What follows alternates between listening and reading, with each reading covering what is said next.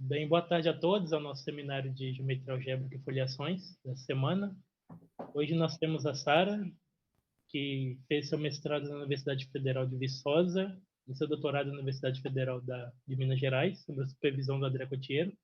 E hoje ela vai falar de interseções completas e pontos de Weierstrass. Com você, Sara. Obrigado por ter aceito o convite.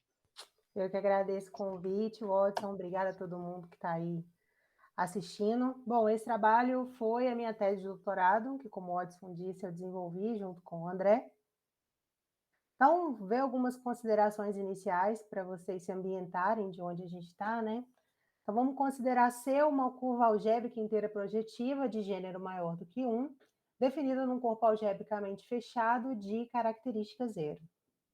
Então, quando a gente toma um ponto suave nessa curva, a gente consegue associar a esse ponto um semigrupo, que nós chamamos de semigrupo de Weierstrass, que é formado pelos inteiros não negativos m, n, tais que existe uma função regular que ela possui um polo de ordem n nesse ponto P e é regular fora de P. Se por acaso o semigrupo associado a esse ponto for diferente do semigrupo trivial, ou seja, o conjunto de lacunas, os elementos que não estão no semigrupo, for diferente de 1, 2 até G, que é o gênero desse semigrupo, a gente chama esse ponto de Weierstrass e o semigrupo que a gente encontrou é chamado de semigrupo de Weierstrass da curva nesse ponto.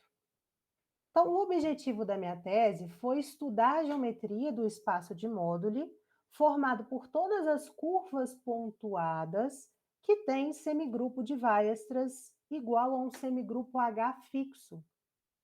Então, esse espaço de Moduli, ele é formado pelas classes de isomorfismos de curvas pontuadas irredutíveis e lisas, que possuem semigrupo de Weierstrass H num ponto marcado P. Então, a gente pega todas as curvas lisas e irredutíveis que realizam esse semigrupo, pega o espaço dessas curvas e o objetivo foi estudar a geometria desse espaço.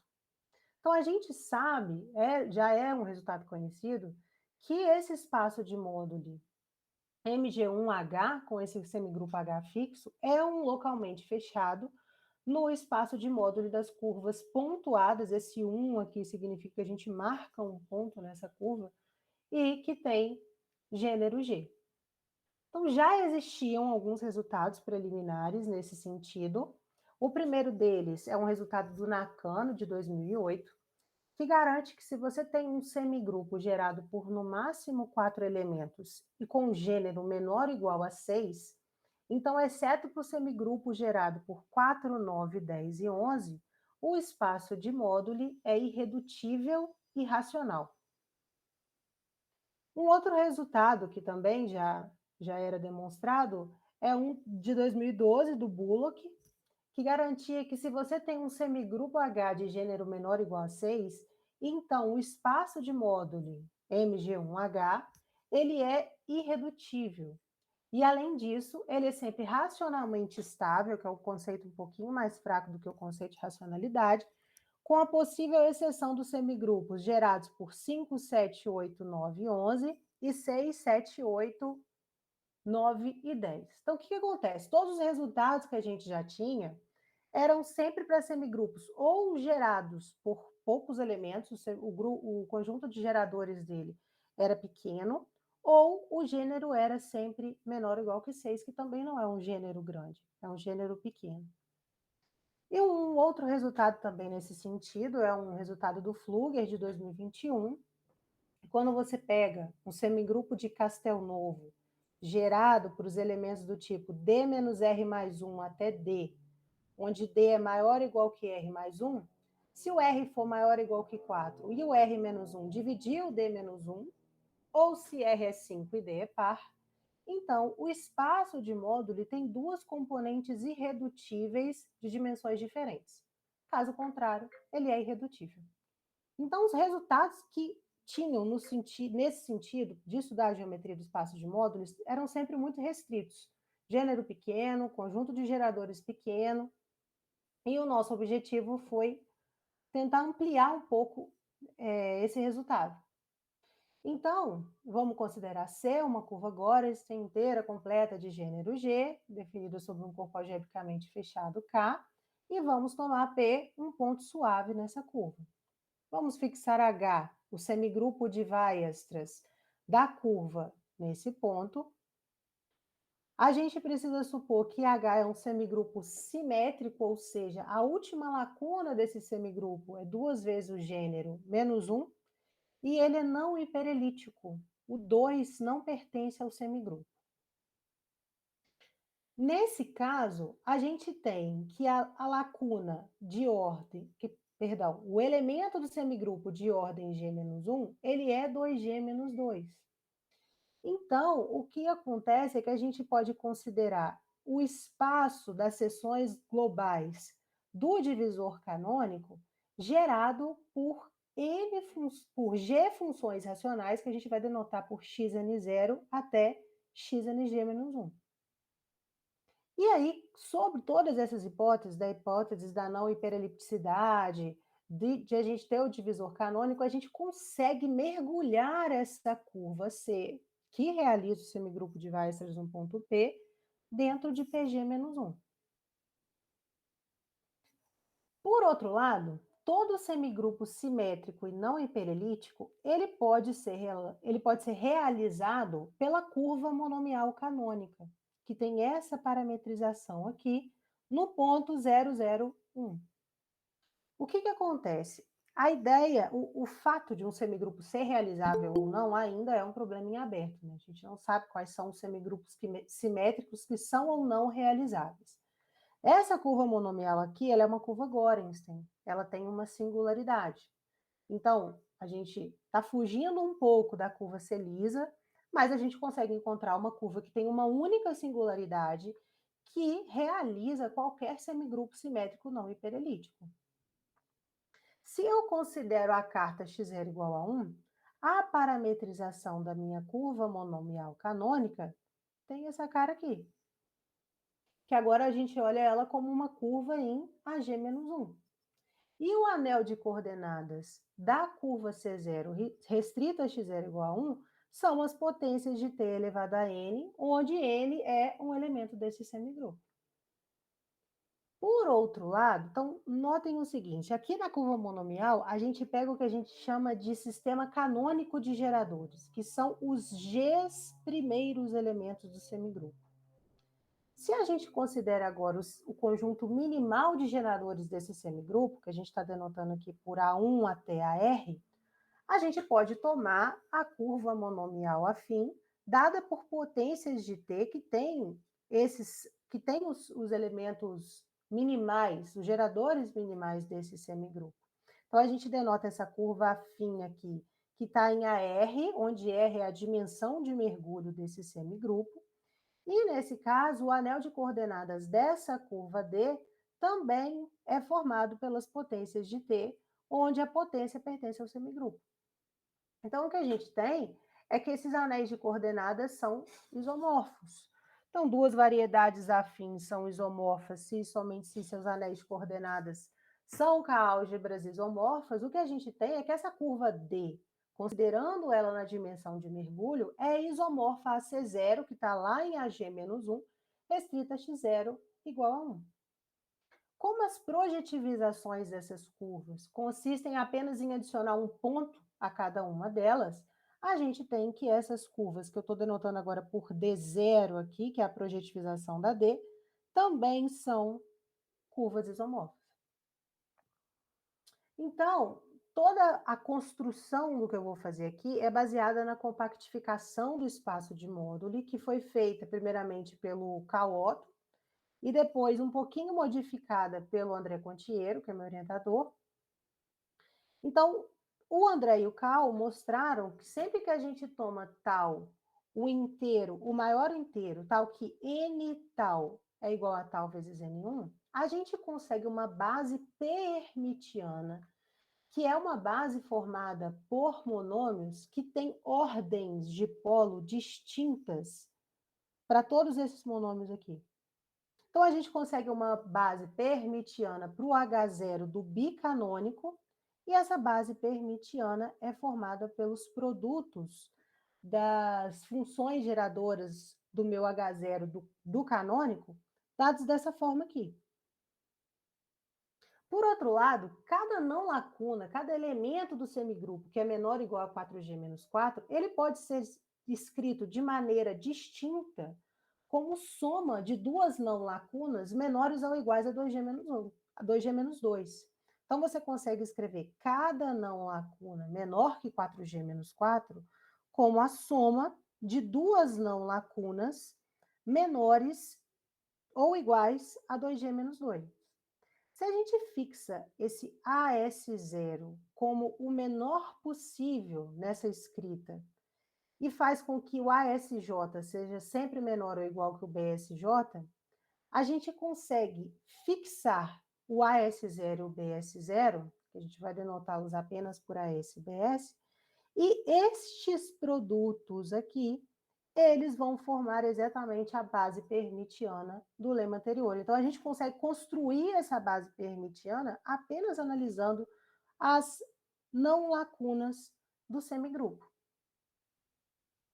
Se a gente considera agora o ideal da curva canônica C, que está mergulhado em PG-1, a gente pode escrever ele como a soma das suas partes homogêneas, e a dimensão do I2 de C, da parte homogênea de grau 2, é G-2, G-3 sobre 2, onde G é o gênero do semigrupo. Então, como a gente escreveu cada não lacuna menor ou igual que 4G menos 4 como soma de duas não lacunas menores a 2G menos 2 e fixamos aquela base permitiana, os outros produtos XASI, XBSI, que não são aqueles fixados, eles podem ser escritos como combinações dos elementos da base permitiana que a gente fez. Esses CSNs aqui são coeficientes em K.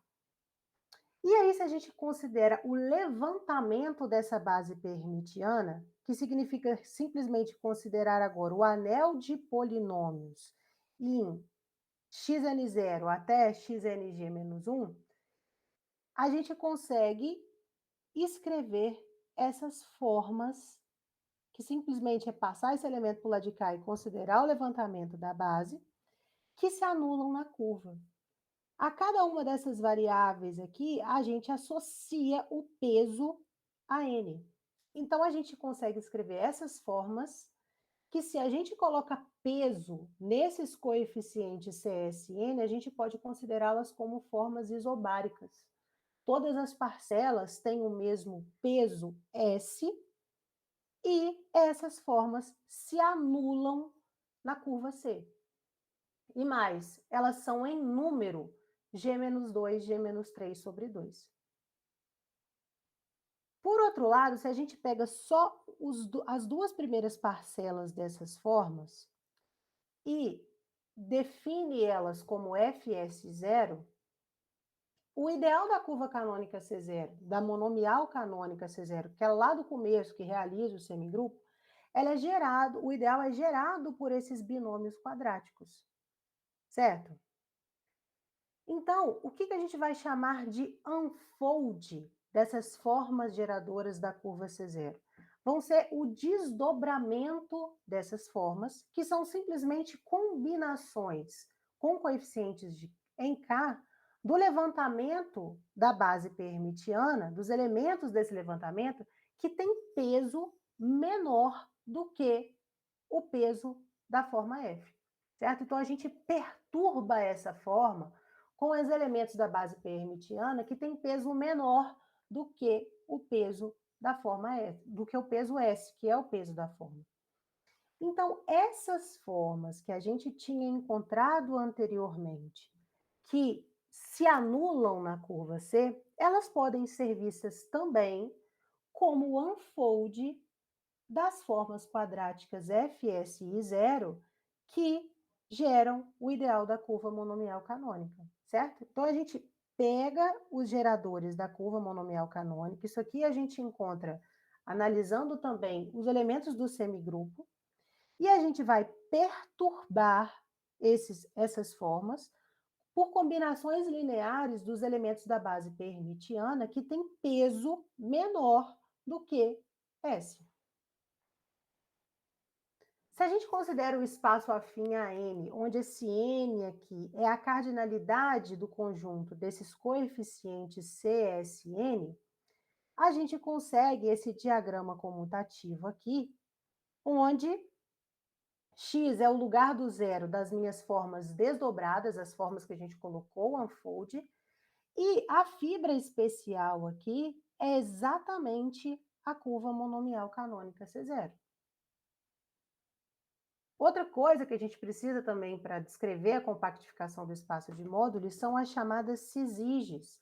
Então, uma cisige entre essas formas quadráticas F e S0 vão ser equações dessa forma aqui, onde esses BSI são polinômios, e quando esses polinômios aqui forem formas lineares, nós dizemos que essas cisiges são lineares. Se por acaso a cisige for trivial, for do tipo B vezes F menos F vezes B, isso com certeza é zero, então elas são ditas simplesmente cisiges triviais. Então, cisiges são equações polinomiais dessa forma, e as que vão nos interessar são as cisiges lineares, onde esses BSIs aqui são formas de grau 1. E aí o lema da cisige, também do André e do Cal, garante que para cada uma das meias de G-2, G-5 formas quadráticas diferentes dessas formas aqui, ou seja, as formas que têm peso 2G menos 2 mais NI, onde I varia de 0 até G-3, vai existir uma cisige isobárica, ou seja, todas as parcelas têm o mesmo peso, dessa forma aqui, onde esses coeficientes épsilons aqui são iguais a 1, menos 1 ou 0, e essa soma aqui é tomada sempre nas não lacunas menores ou iguais do que 2G menos 2, certo? Então, a gente tem a garantia da existência dessas cisiges. Existem outras, mas essas cisiges aqui, em que esse primeiro elemento aqui é x2g menos 2, tem peso 2g menos 2,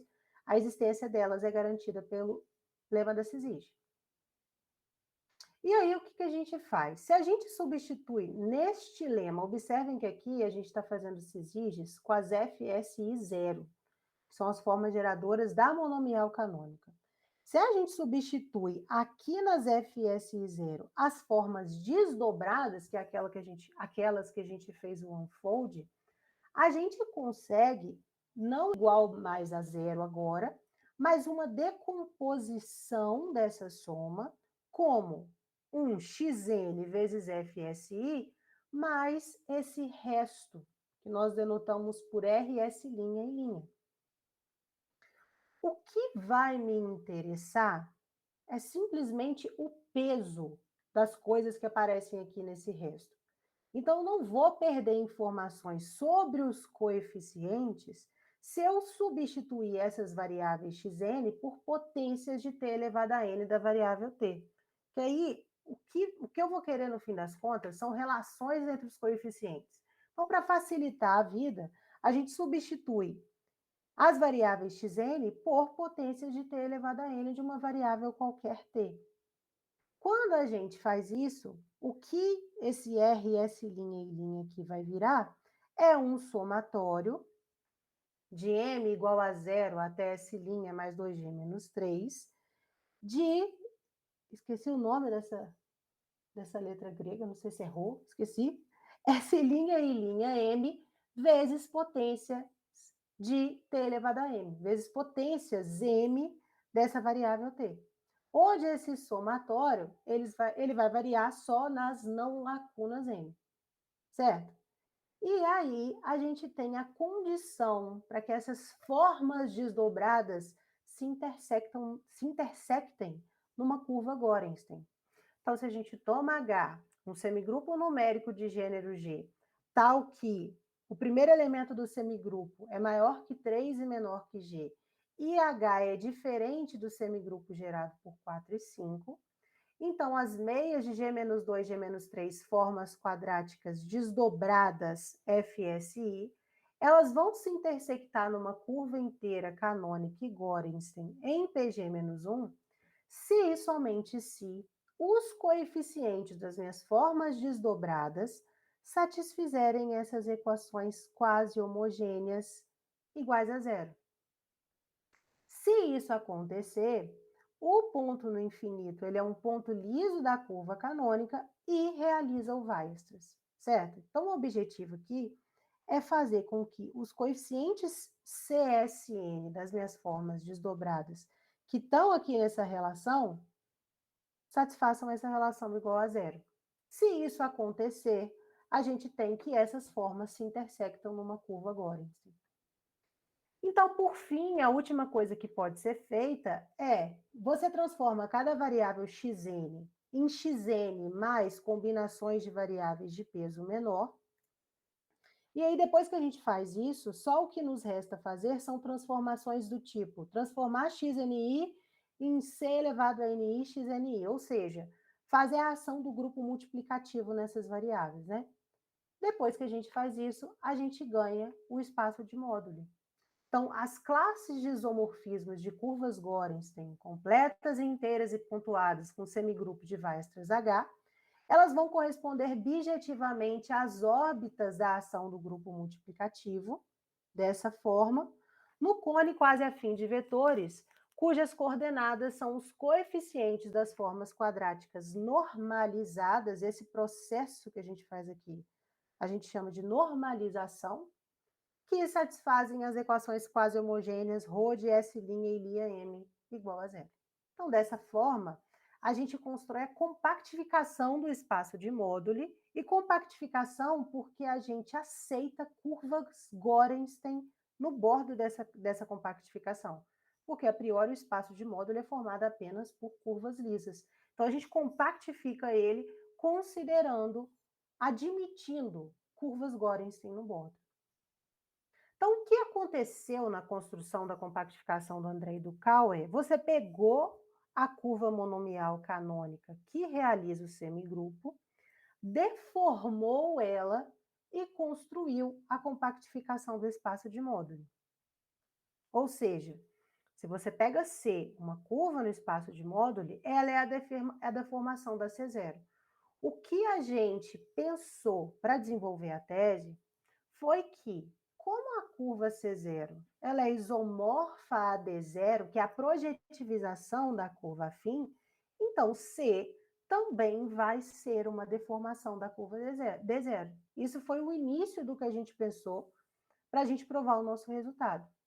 Então, o que a gente tinha que fazer para passar do anel de coordenadas, do anel de polinômios de uma para o anel de polinômios da outra? O que a gente precisava fazer? A gente teve que definir um mapa que transformaria o anel de polinômios que estava baseado nos geradores canônicos do semigrupo, que vai de N0 até NG-1, e eu precisava passar para cá de XA1 até XAR, que são os geradores minimais do meu semigrupo.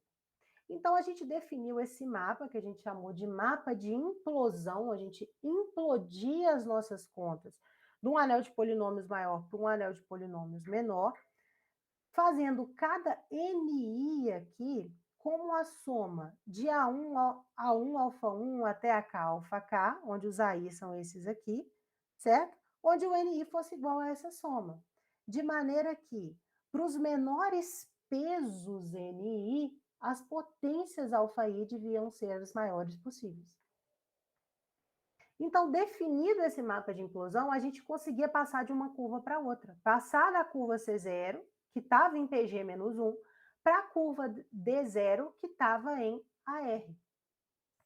Bom, e aí o primeiro resultado que a gente teve era, se você tem C, uma curva inteira Gorenstein, e H, um semigrupo que é interseção completa, então a curva C vai realizar o semigrupo de Weierstrass H num ponto liso P, se e somente se ela for obtida pelo unfold, pelo desdobramento dos R-1 polinômios isobáricos que geram D. o que a gente acrescentou no teorema para que a gente conseguisse obter o que a gente queria? A gente supôs que a curva era uma curva interseção completa, a curva afim, ou seja, o semigrupo H era o semigrupo interseção completa. Então, quando a gente adiciona essa hipótese, a gente consegue demonstrar esse resultado. Então, a gente se baseia na demonstração da compactificação do André e do Cal. Então, a gente começa com o sistema canônico de geradores, mergulha essa curva Gorenstein em PG-1, e a gente sabe que essa curva é dada pelas formas FSI, que são desdobramentos das FS0. Ou seja, ela é dada pela deformação da curva monomial canônica C0. Então, disso segue, se a gente considera as coisas agora no espaço afim, que a curva C restrita a x0 igual a 1 é dada pela deformação de C0 restrita a x0 igual a 1. A gente pode considerar isso porque a variável x0 tem peso zero. Então, como que me interessa no fim das contas são os coeficientes que são dados pelos pesos, eu fazer x0 igual a 1, eu não mudo nada nas contas. Então, a gente pode analisar as curvas agora restritas a x0 igual a 1. Se a gente implode essas formas, olha essas formas agora pelo mapa de implosão, a gente consegue mergulhar essa curva C em um PR. Então, a curva C restrita a x0 igual a 1, ela é isomorfa à imagem da C pela φ, restrita também a x0 igual a 1, que está dentro de AR. Se a gente toma a curva D, como a gente viu anteriormente, a curva monomial afim na dimensão de mergulho, e considera GKJ os seus R-1 geradores, que são R-1, porque a gente supôs que essa curva D ela é interseção completa, usando o fato que a gente já tinha visto anteriormente, que a D é isomorfa a C0 restrita a x0 igual a 1, a gente tem que a implosão dos geradores da curva C0 vai ser dada por combinações dos geradores da curva D, onde esses M e SJ aqui são polinômios em K de x a 1 até x a e. Quando você implode as formas desdobradas, o que você vai ter aqui o que vai aparecer aqui vão ser combinações onde esses DI são coeficientes em K, dos elementos da base permitiana, esses betas aqui, esses beta estão todos na base permitiana, só que também implodida. A gente implode tudo, implode gerador, implode base permitiana. O que acontece aqui é que a gente não tem controle mais do grau, mas a gente tem controle do peso, que é o que nos interessa no fim das contas. E aí a gente tem uma deformação da curva C0 restrita a x0 igual a 1, onde a imagem da fibra especial é C0 e para algum S, o π-1 de S vai ser exatamente a curva C restrita a x0 igual a 1. Se eu tomo agora os unfolds dos geradores da curva afim D, na dimensão de mergulho, dessa forma aqui, eu também consigo uma deformação da curva D, onde essa φ de C também vai ser a imagem inversa de algum ponto aqui nesse AIM. Essas deformações que neta são deformações isomorfas. E além disso, como a deformação de uma curva interseção completa ainda é uma interseção completa, essa φ de C, que é a deformação da D, também é interseção completa. E aí a gente consegue concluir que ela é dada pelos unfolds dos geradores da curva D.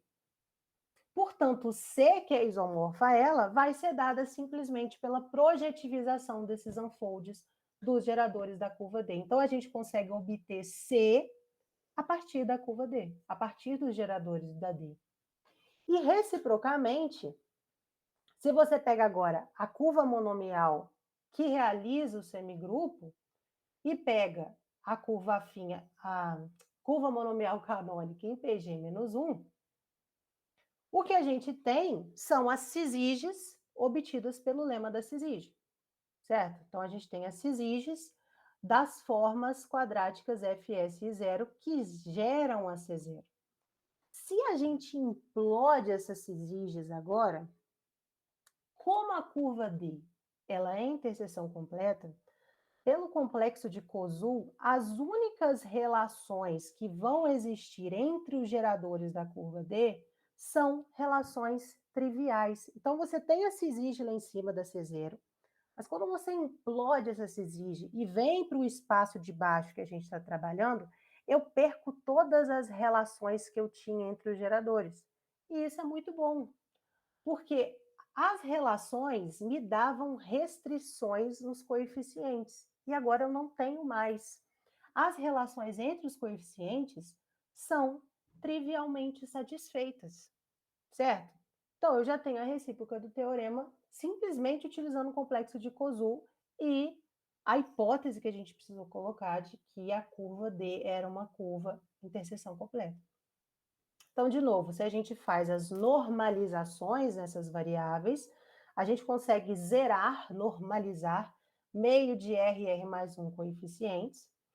E aí, os coeficientes desses unfolds normalizados, ou seja, depois que esses anulamentos aqui são feitos, eles formam uma base para o T1 negativo, para a parte negativamente graduada do primeiro modo de cohomologia do complexo cotangente. Então, como eu não tive relação entre os coeficientes CSN e só fiz as normalizações, o que eu ganho é que, quando eu tenho um semigrupo simétrico de gênero maior ou igual que 2, gerado minimamente por R elementos, se spec de K de H, que é a curva monomial afim, é interseção completa, então a compactificação desse espaço é a projetivização do T1 negativo. Então, a compactificação desse espaço é um PN, sem restringir qual gênero que eu estou, sem restringir número minimal de geradores, a gente ganha esse resultado. Então, como corolário desse resultado que a gente demonstrou, se a gente tem um semigrupo numérico que é interseção completa, ele é realizado como semigrupo de Weierstrass de uma curva lisa. Então, esse resultado ele já era conhecido, mas está lá na tese do Pinca, então não está tão claro assim de ver esse resultado, mas a gente simplesmente usa critério jacobiano aqui e vê que o interior desse espaço de módulo é não vazio, ou seja, todo semigrupo numérico que é interseção completa, ele é realizável. Então, a gente ganha esse corolário. E aí, deixa eu ver quantas horas, gente, tá bom? E aí, a gente consegue demonstrar este resultado aqui, enfraquecendo um pouco a nossa hipótese. Então, eu não preciso agora supor que a minha curva monomial ela é interseção completa global. Eu posso supor que ela é apenas localmente interseção completa, mas eu preciso adicionar uma hipótese que é uma hipótese um pouco forte, que é supor que meu espaço de módulo é não vazio, ou seja, que o meu semigrupo é realizável. Então, a gente tem um outro resultado um pouco modificado, mas que a gente vai chegar na mesma conclusão. Então, construir rapidinho como a gente demonstrou isso. A gente considera a sequência exata do tangente, e como a minha curva ela é uma curva que tem uma singularidade, aparece o T1 aqui nessa sequência exata, né? Então, a gente toma a característica de Euler dessa sequência exata. Então, como esse feixe, o feixe tangente, ele é um feixe de ideais fracionários, por Riemann-Roch, eu tenho que a característica de Euler do tangente é o seu grau mais 1 menos g.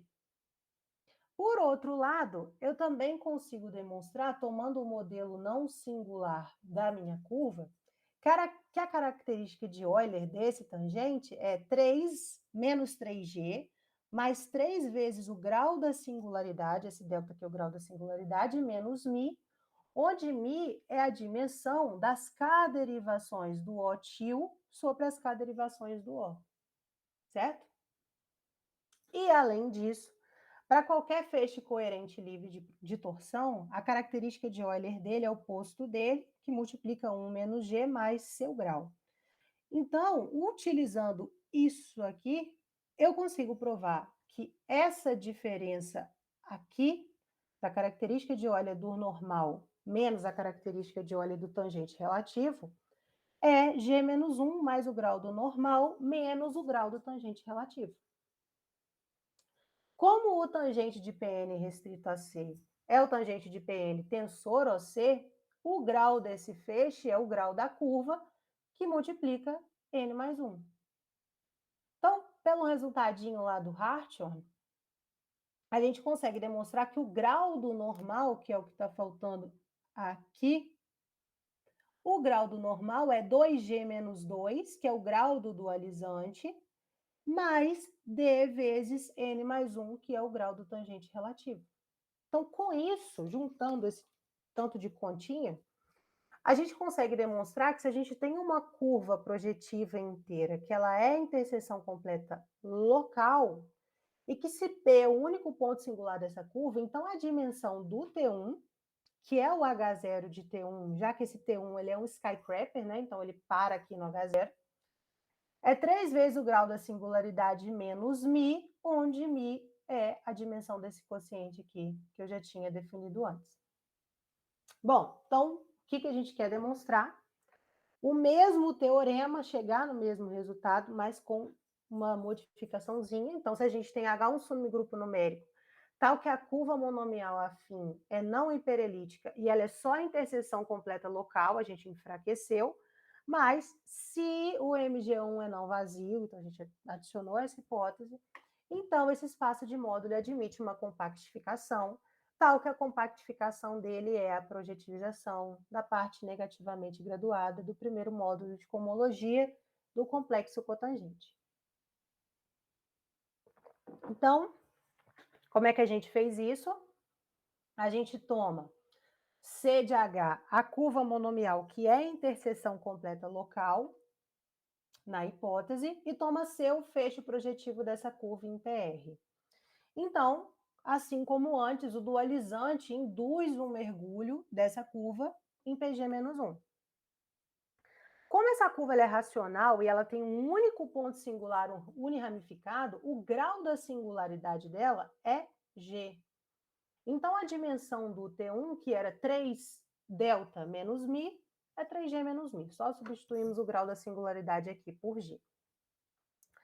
Por outro lado, eu posso substituir o anel local pela álgebra das funções regulares da curva.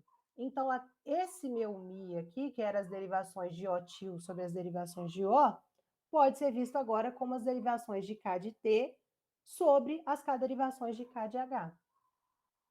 Então, essas K derivações de K de H é igual a K de N de H, T del T, onde esse N de H aqui são os naturais, tais que ele, mais um elemento do semigrupo, cai no semigrupo, certo? Então, a gente consegue mostrar que essa dimensão é G mais 1 menos lambda de H, onde lambda de H é a cardinalidade de N de H menos H. Só que um semigrupo é simétrico se e somente se esse lambda de H é igual a 1.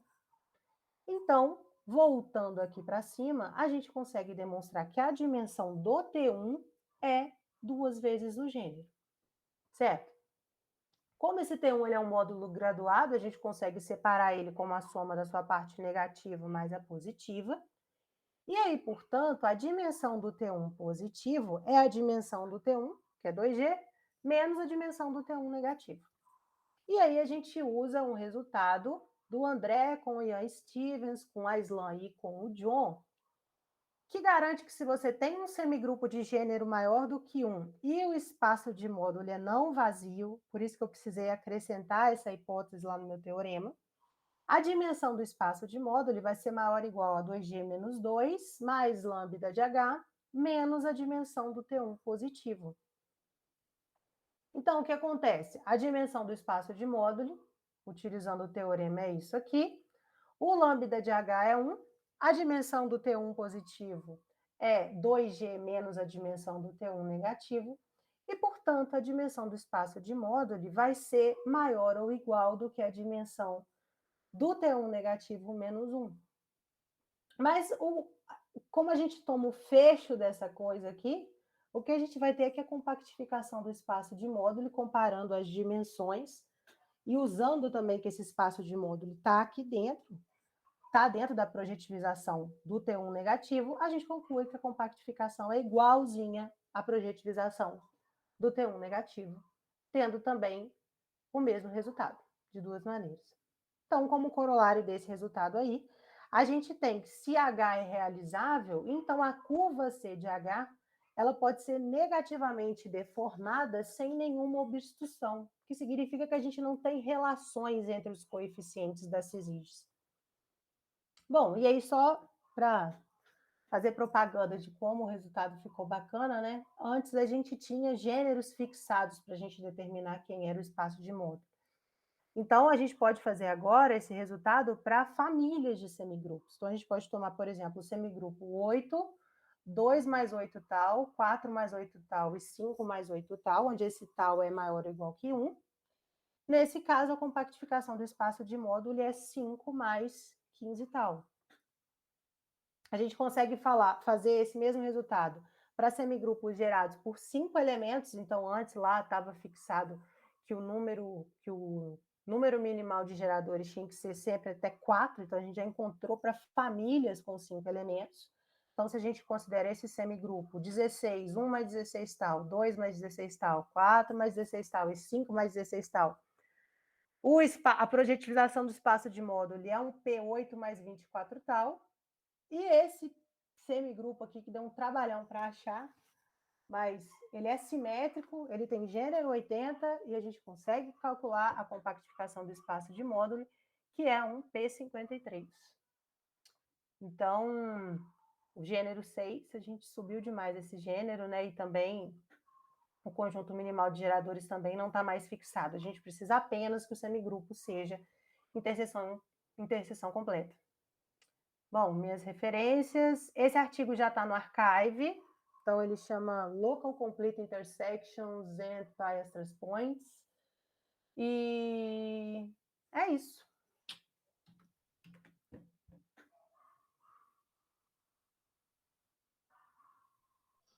Obrigado, Sara. Valeu, Vamos Watson. agradecer, Sara.